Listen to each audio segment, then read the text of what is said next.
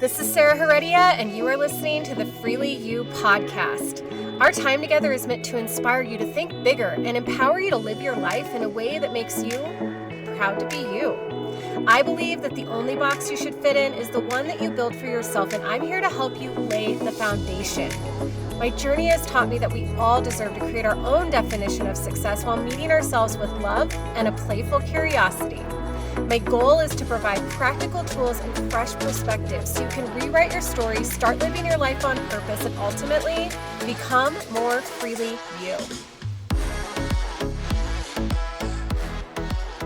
Hello there and welcome back. I am very happy that you have tuned in today for this conversation, because this one is definitely near and dear to my heart as it is something that I have had to experience on my own in various capacities. So we are talking about depression. And this is one of those topics. I told you guys that I have a list of podcast ideas. I've had it since the beginning, and I haven't really dipped into it because I've just had inspiration. But this one has been on there since the beginning because I've always known I've wanted to talk about it. And if I'm being honest, I have hesitated to speak on it because the way that I want to speak on it is not give you all the stats about depression, is not confirm or deny whether you yourself are depressed. That's not really my goal behind this episode. I guess that my goal going into this is really to share my experience with depression, really how I viewed it before I personally experienced it. Because I think that could be beneficial for you, whether you have experienced it yourself or somebody in your life is possibly navigating depression on their own. I think that just having more knowledge and maybe having an open-minded conversation about this might change your perspective on it a little bit, because I know that my perspective has changed dramatically over the years. So just to give you a little background of my experience with depression. So when I was growing up, my mom has dealt with depression my entire life, and my sister also dealt with depression, and pretty severely. Like, there are definitely, I remember periods of time where my mom just seemed sad, in bed a lot. Just defeated, not necessarily excited about life. And so that was my first impression of it. And honestly, my initial response, and Mom, I love you, but I do just have to share this because I hadn't experienced it for myself. So I'm just an outsider looking in and passing judgment, as I used to do often. But honestly, I viewed it as weak, and I viewed it as this diagnosis that kind of just left you feeling like defeated, and like this is kind of your destiny is to just be this depressed person. And I hated that concept so much that in my head, what I decided is that I would never be like that. I would never deal with depression. And if I did, I would never let it get me down, and I would never let it impact my life in the way that I had seen it impacting my life, my family's lives. And so that was my interpretation of this mental health condition years back.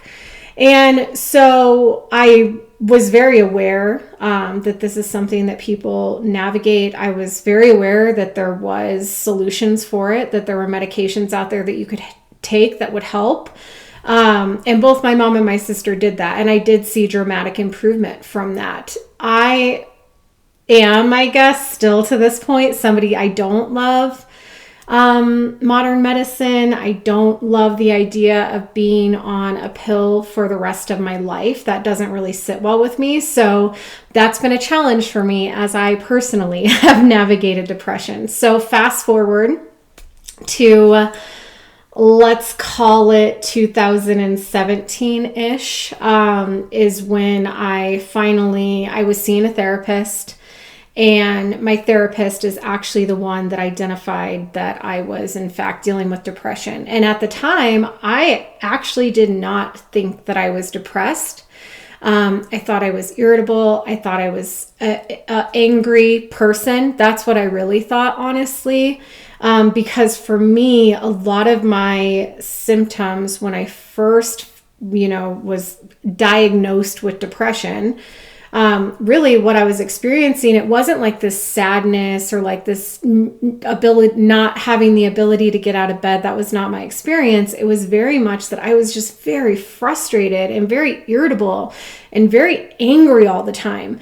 And honestly, I thought that the reason that I felt this way is because of the household that I grew up in, that was like, I was shown anger at a very young age. I didn't know how to process my emotions, and everything was coming out in anger. That was really what I thought was happening internally to me. And after talking to my therapist and him going through the list of, do you have this symptom, this symptom, this symptom?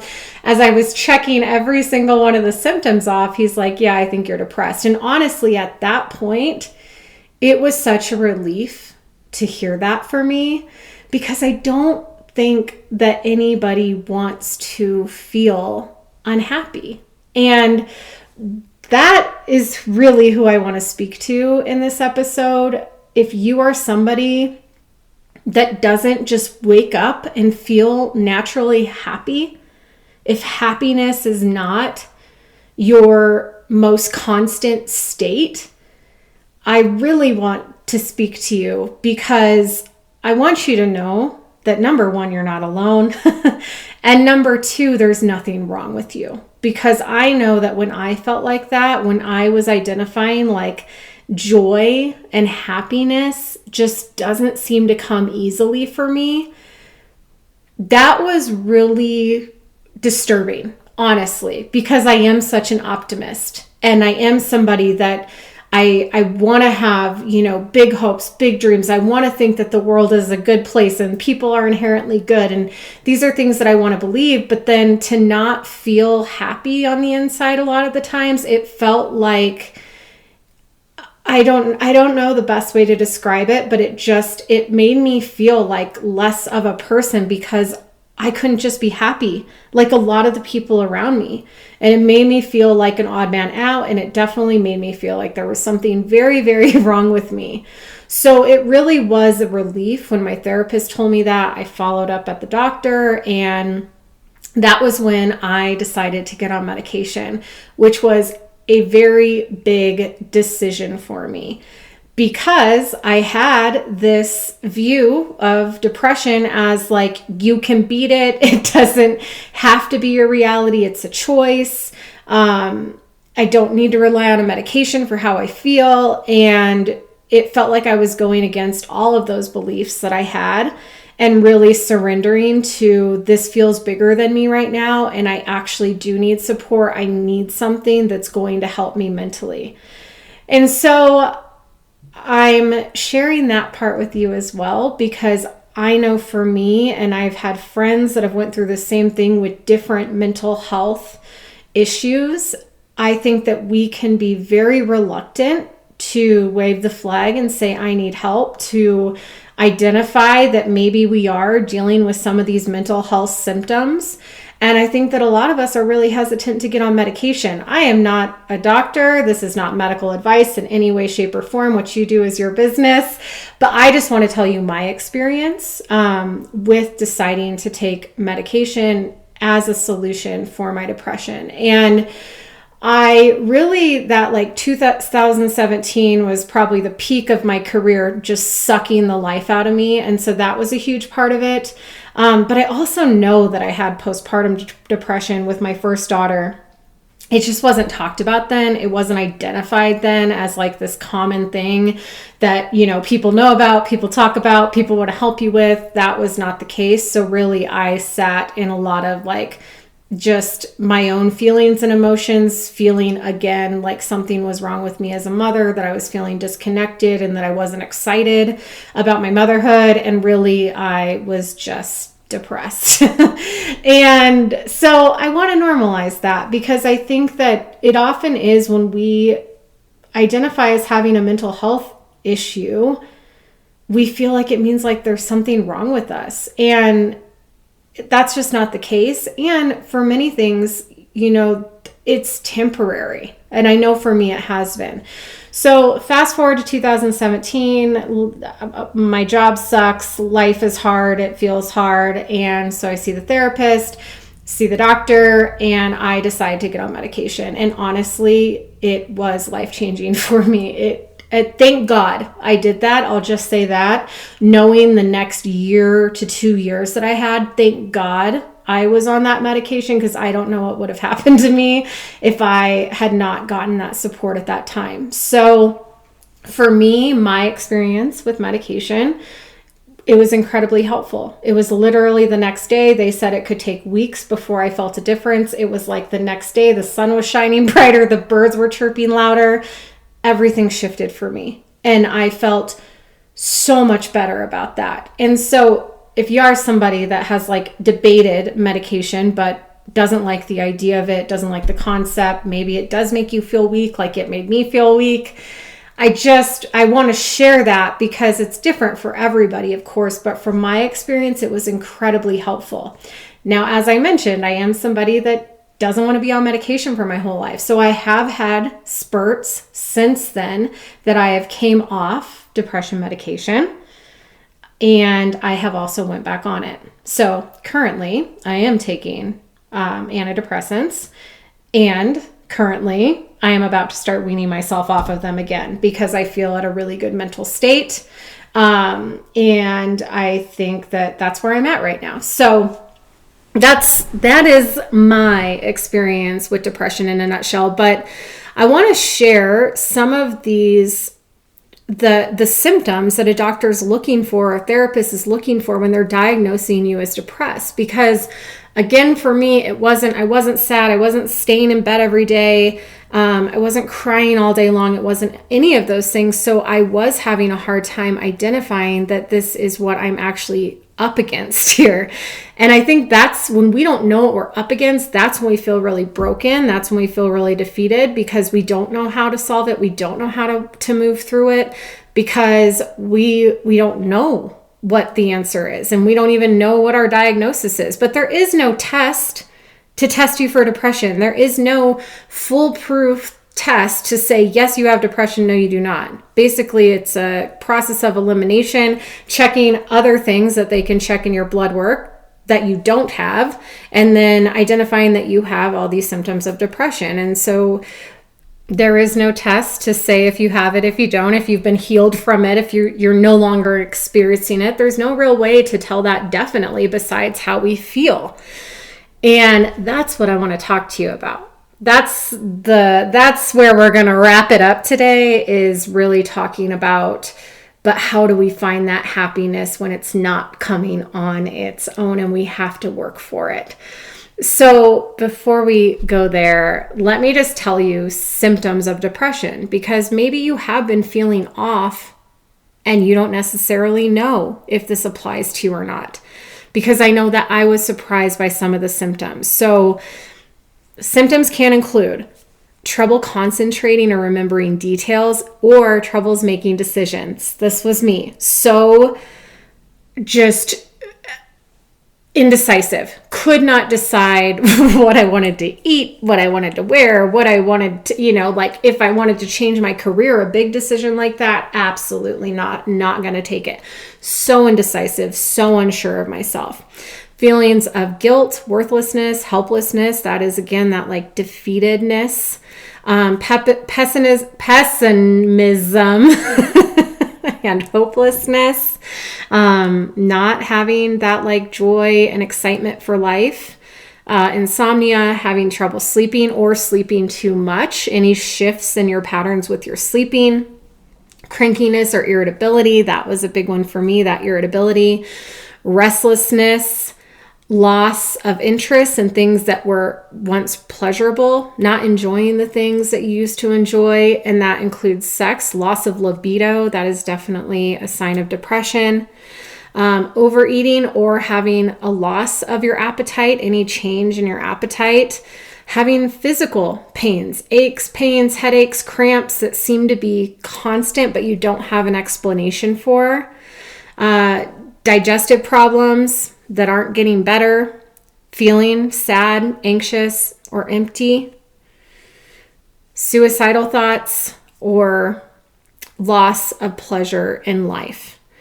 And, obviously there are extreme ends of this, and then there are smaller things that probably might just seem like another ailment that you're processing, and you might not identify it as depression. And that's why I just wanted to go through that list with you, because first of all, 20% of Americans report having a mental illness of some sort. So, and that's in, these are studies being done over a year's time. So at any given point in time, 20% of our Americans are saying that they have a mental illness. They're dealing with a mental illness. So it's incredibly common. And that doesn't even begin to touch the people that are not aware or that have not been diagnosed. And so I think that number is probably significantly higher, to be honest with you.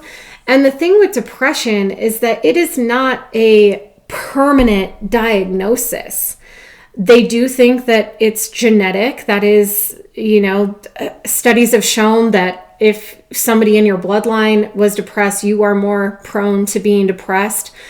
I personally feel that could weigh heavily on the fact that you were possibly in an environment raised by a person that is depressed, and that's what you learn. That's you take on some of those traits or characteristics or the way that you look at the world. And so that one we'll just leave there. We'll leave that one up for debate. But the good news about it is that most people beat depression. 80 to 90% of people move out of depression at some point. And it's not to say that you might not come back to it, because that's what I've noticed for myself. I have stages of depression. I have times when I feel great and happy and optimistic. And then I have times where I feel irritable and frustrated and not that excited about things. And so I believe that it's really about embracing when you feel good, writing that out as long as you possibly can, but also recognizing when you are feeling unhappy, when you're noticing some of these signs, and giving yourself some grace, some love, some extra attention and care during those times, and recognizing that there's absolutely nothing wrong with you, and that more than likely it's a phase and it'll pass. But I know how when you're in those episodes, it doesn't feel like it's going to pass. It feels like that's the way you're always going to be. It feels like you're broken. It feels like there's something wrong with you. It feels like everything's always going to be a struggle. And I just want to remind you that that's not the case. And it's not about being happy all the time. So I don't believe that my natural disposition is happiness and bliss. I also wasn't raised in a household where it was happiness and bliss all the time. So why would that be my go-to natural disposition? It wouldn't. So I have to work for my happiness. And I know I'm not alone in that. And that's why I'm happy to share this openly with you. Because it's not that there's something wrong with you. It's not that there's something that needs to be fixed, but it is something that you should be incredibly aware of. There are a ton of different emotions, right? And each emotion has its own vibration, has its own frequency. So if you look at like an emotional vibration chart, which I'm actually going to put in the show notes so that you can get a visual of what I'm talking about, things like shame and guilt and grief and fear hold a very low vibration. They're at the bottom. It looks like a funnel. And these emotions are at the very bottom of it. They're minimal. It's the lowest vibration. When we're vibrating at a low place, what do we keep attracting? More of other things with low vibrations. So that's why your reality does become, especially if you have been depressed for an extended period of time and you're like, it's not me, it's my whole life. Well, yeah, of course, because you're sitting in emotions of sadness, guilt, fear, anger, frustration. So of course, what you're attracting when you're sitting in that state is not all these high vibes, beautiful, abundant things that you want in your life. So of course, your reality is a reflection of your internal state. And I don't say that to like take your optimism away. That's not what I'm trying to tell you. What I want to tell you is that there is an abundance of emotions that have very high frequencies. And even when we are depressed, we still have moments of happiness. We have moments of joy. We have moments where we feel successful or we feel accomplished, where we feel loved, when we feel accepted. And those are high vibrational frequencies. So as humans, we're having multiple emotions at once. It's very rare that you're just sad and you're just sad for days. Even think about like losing somebody that you love. You are sad. And yes, that grief might be what you're feeling a majority of the time, but you still have moments throughout your day that'll make you laugh, or the sun will hit your face just right and you'll be like, oh, thank you. Oh my God, it's so beautiful out here. You'll hear the birds chirp. It's like we can be in a state of depression, we can be in a state of low vibration, and we will still get hits of those higher, better feeling emotions with better vibrational frequencies. And so that's the invitation. When you're in those places where you feel just defeated overall, it's not to try to get to happiness and joy and enlightenment and, oh, life is so good. That would be amazing if you could get there. And I know that's not realistic if you are in one of those stages of depression. That's not how it feels. So can you notice when you're having moments of happiness? Can you reach for moments of joy? For moments of connection, of acceptance, of love from people that care about you? And honestly, the first thing that we want to do when we're in that state is we want to shut everybody out. You have to let the people in that care about you, that want to see you on all levels, and that want to accept you for how you're feeling right now. The isolation feels in the moment. We want to recluse. We want to take time for ourselves. We don't want to like spread this feeling to anybody. We just want to hold it in and not show anybody and not talk about it and, hope tomorrow's better. From my experience, that didn't work. I tried to do that for a very long time, and that did not work.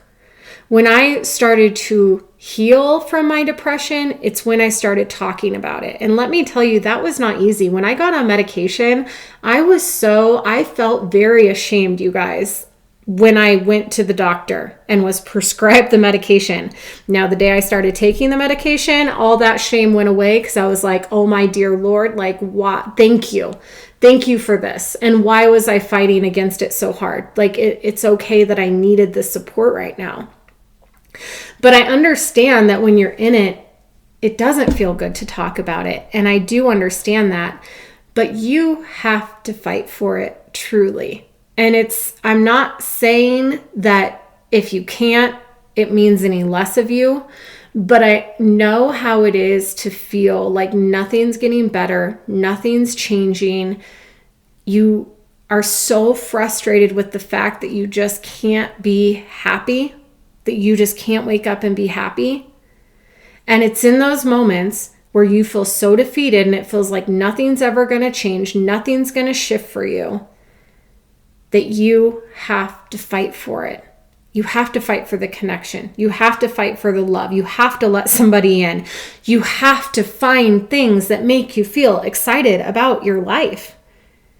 You have to do things that bring you joy. You have to experience things that light you up. And I know the last thing you want to do is any of that in those moments. I know that. And I'm telling you, you have to fight for it. And when I have gotten off of medication, antidepressants, I found myself having to fight for it again and again. And that's what's required of us. It's not to be the most joyful human being all the time, but you literally have to go out of your way to seek things that are going to lift you up, to seek things that are going to bring you the smallest amount of joy. And then you have to milk that feeling as long as you possibly can. You have to stay connected to people as long as you possibly can. You have to get outside as much as you possibly can. You know what makes you feel good. You know what is good for your mental health.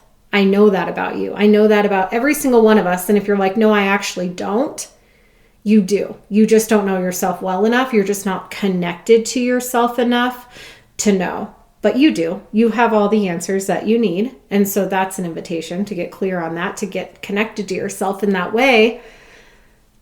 But when your mental health is good, what are you doing? What are the things that bring you joy, that make you feel settled, that aren't sucking the life out of you? Because when we are in those depressed states, you know what a lot of us do? We isolate, we numb out, we self-medicate, we zone out by staring at our phones, procrastinating, putting things off, making ourselves have even more stress, more pressure, feeling behind in our lives because essentially we're making decisions that keep us there. You have to claw your way out of these feelings. I know you want to be alone. I know you want to close your door. I know you don't want to tell anybody what you're going through. I know you'd rather look at Instagram for 2 hours straight and not think about how bad you feel. I know that you would rather have a glass of wine and let that numb you from the pain, from the frustration, from the sadness that you're feeling. I get it. And you have to choose something different. That really is the bottom of it. And this is why I haven't wanted to have this conversation, to be honest with you, because I'm like, if I were hearing this and I were somebody that I have dealt with depression, but maybe I haven't got help for it, maybe it hasn't been confirmed, but I've felt this way for a long time. And I heard somebody tell me, you got to just fight for it. You just got to try to be happy. I would just lose my shit. I'd be like, you've got to be fucking kidding me. That's your solution. That's why I'm 20 minutes into this podcast. And that's what you're going to tell me I need to do, is I need to fight for it. And yes, yes, that is the truth. You have to want to feel better. And in those moments, I know it's like, you're like, I do want to feel better, but I don't. I want to feel better, but I can't. I want to feel better, but I just keep feeling this way. I hear you. I see you. I understand you. I am you. And you've got to keep fighting for it. And you've got to get really, really clear on the things that are bringing you joy and the things that are sucking the life out of you. And a lot of times, if you look up what causes depression, do you know what the number one thing that causes depression is? Stress, your environment, the places that you're spending your time, the people that you're around. Look at your life. Is your life a representation of happiness, of joy, of abundance, of fulfillment? Or is your life a representation of, I can't, it's not good enough, I'm not there yet, it's hard to be happy? Our environment that we are in charge of, we create, we decide if we stay or go, impacts us so much.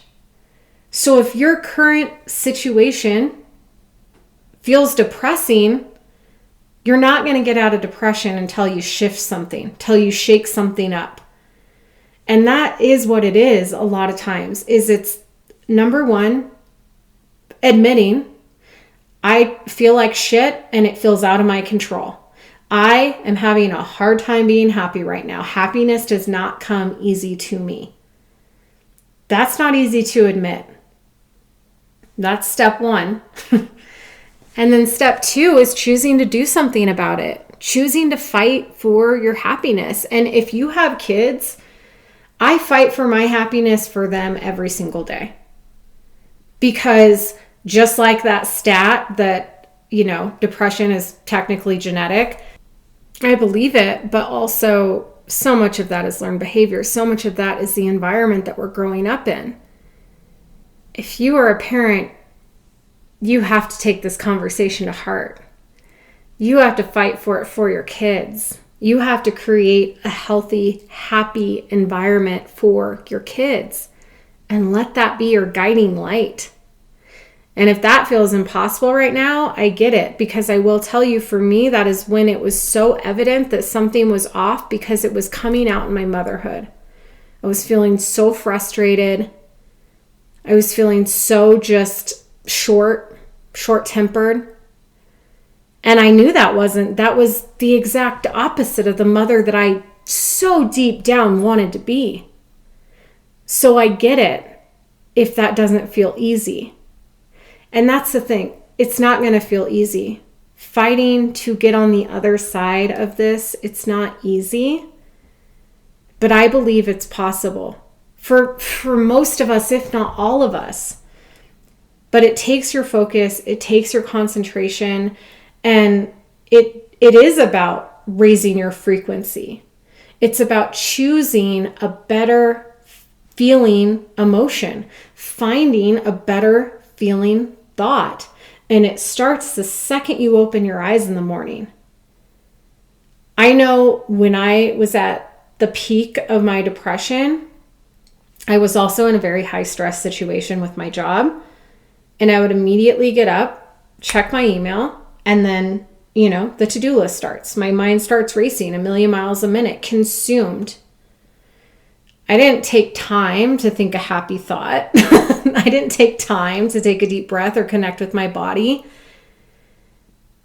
And it really can be that simple. It starts so small. I'm not asking you to go from depressed to elated, but can you find a middle ground? Can you find joy in a moment? Can you find peace the second that you wake up, when you're just opening your eyes and your day hasn't started, but you are here and you are alive for another day? Can you take a deep breath? Can you appreciate that? Can you find appreciation?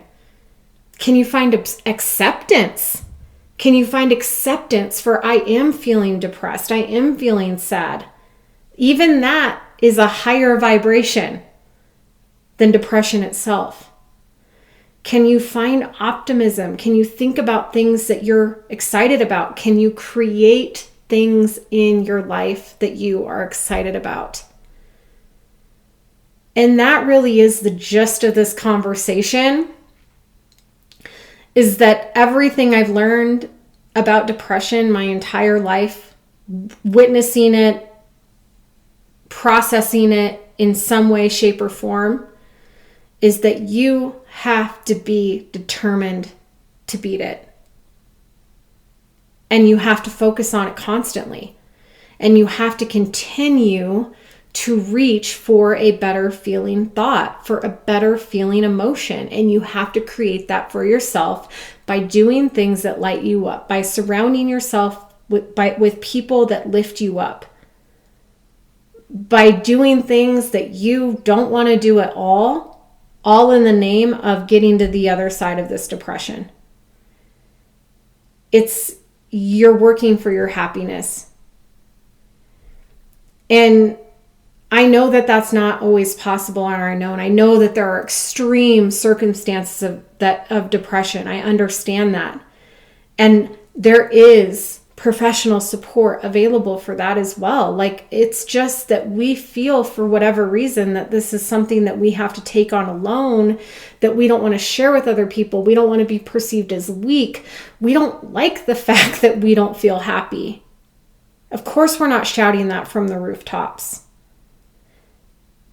there is help out there. There's help available to you, whether that's through a person, whether that's through getting support, through mentorship, coaching, a therapist, whether that's through talking to a relative, or getting on medication, or just focusing on increasing your own happiness. And that is where I would start, no matter what. What can I do to just create even the tiniest bit of happiness in my life today? And when I have those small moments of joy, when you eat the chocolate and you're like, oh, this is happy, this feels good, this is happiness, I fucking love dark chocolate. Can you hang on to that feeling as long as you possibly can? Can you just soak in that moment as long as you possibly can? Because these are patterns and these are behaviors and they are our thoughts, essentially, that we are in control of, that can shift. And I'm not saying that, yes, I understand, like, I guess I should have said this in the beginning. I understand that there is a chemical imbalance happening in your brain. And I'm still saying all of this the exact same way because I still believe that you can control your thoughts.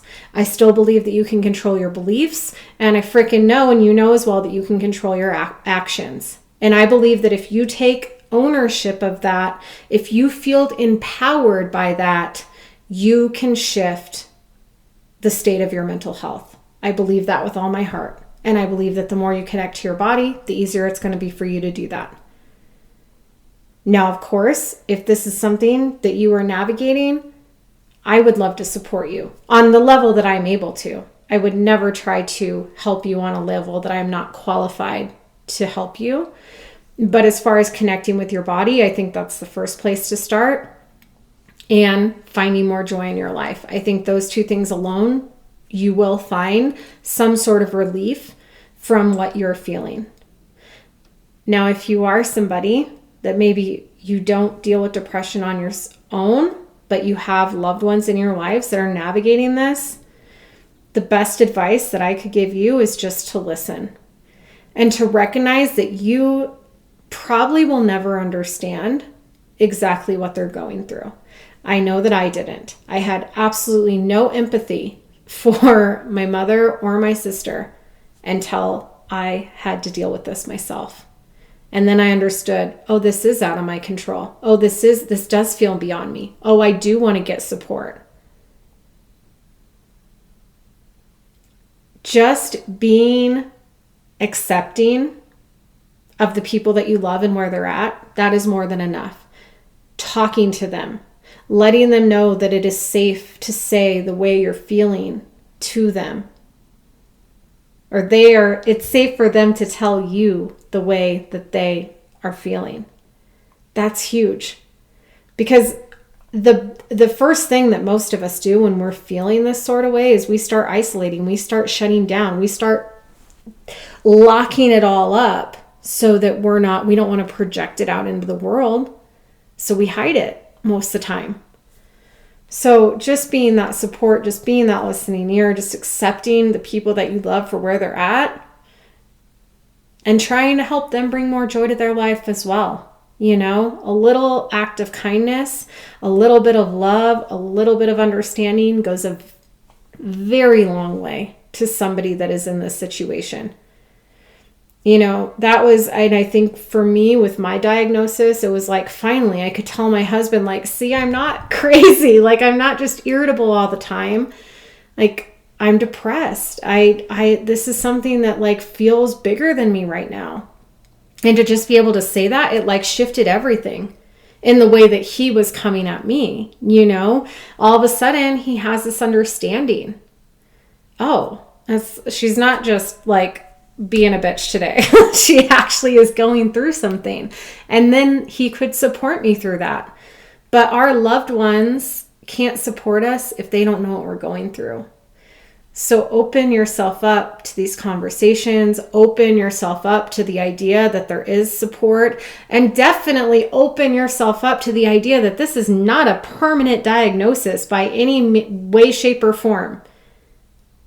Most people, 80 to 90% of people move out of depression. There is an end in sight for you. And I believe that you're going to have to fight for it, that you're going to have to really focus on that end and really fight for your happiness. And that's really it. This is the conversation that I wanted to have with you. But the other thing that I really want you to know is that your depression does not define you. It's not who you are. You are not depressed. Depressed is a state of being. It's just like any other emotion. It will come and go. It does not define you. You are not broken. You are not somebody that's always going to have to deal with depression for your entire life. And if you are, that's okay. But for most of us, that's not the case.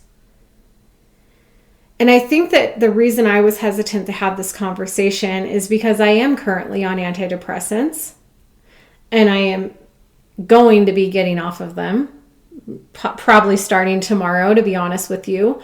But I also want to be able to share that with you. I want to be able to share my experience because I know for so long I did not want to admit that I was depressed, that a doctor had told me I was depressed. It was like, oh my God, I do have, like, I'm carrying some disease. It's like, this is a stage. This is more than likely temporary for you.